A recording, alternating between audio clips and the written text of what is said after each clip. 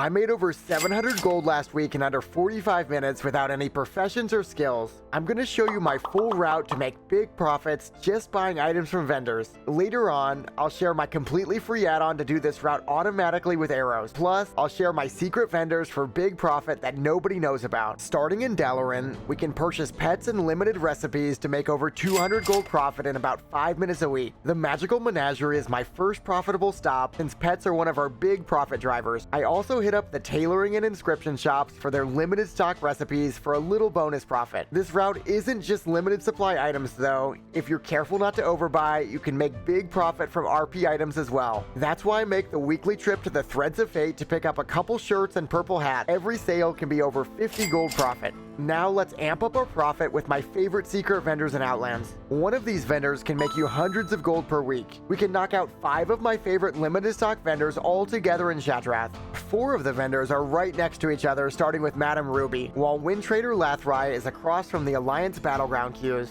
Now we'll be going to Nagrand, and this is where the Horde and Alliance diverge. But don't worry, the highest profit vendors coming up later work for both factions. I wrote separate Horde and Alliance routes with automatic waypoint arrows, and both these guides are in my document below the video. Check it out. In Nagrand, Alliance will head to Talar, and Horde will head to Garardor. For Alliance, Yuraku sells cooking recipes, and for Horde, that's Nula the Butcher. You'll need to do easy pre-quests first to talk to either of these NPCs. There's also vendors nearby for profitable tailoring recipes. As with all the vendors, buy limited quantities and only once a week at most, otherwise you'll be left holding way too much stock.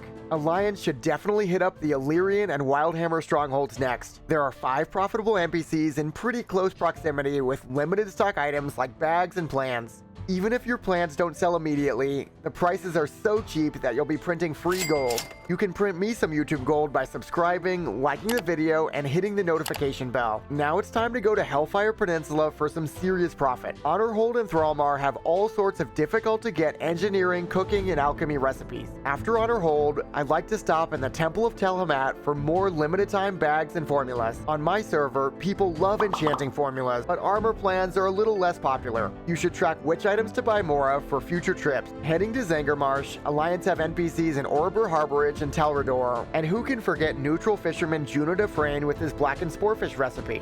Our next move is to head to Netherstorm for my most profitable NPC in the Outlands. Dealer Rashad sells all the best exotic pets, which can net you hundreds of gold per week. And Dealer Sadaquat and Dealer Najib are great bonuses with limited time supplies and herbs. Parthing back to Dalaran, we'll be heading to Ironforge to keep our profits flowing. Horde will be heading to Orgrimmar instead for their similar loop. I like to hit 8 vendors in Ironforge with various limited stock items. Halfway into my Ironforge loop, I swing over to Dunmoreau to pick up rabbits at the Amberstill farm. Then I finish up the Ironforge route and head to the tram to make the trip to Stormwind. My primary goal in Stormwind is to buy all the cats at Donnie's house in Elwyn Forest. Then I head to the auction house to list all my items. Just make sure to know what actually sells on your server and what to skip for next week. And by next week, make sure to incorporate in my daily gold route for 600 gold a day. Check that video out next.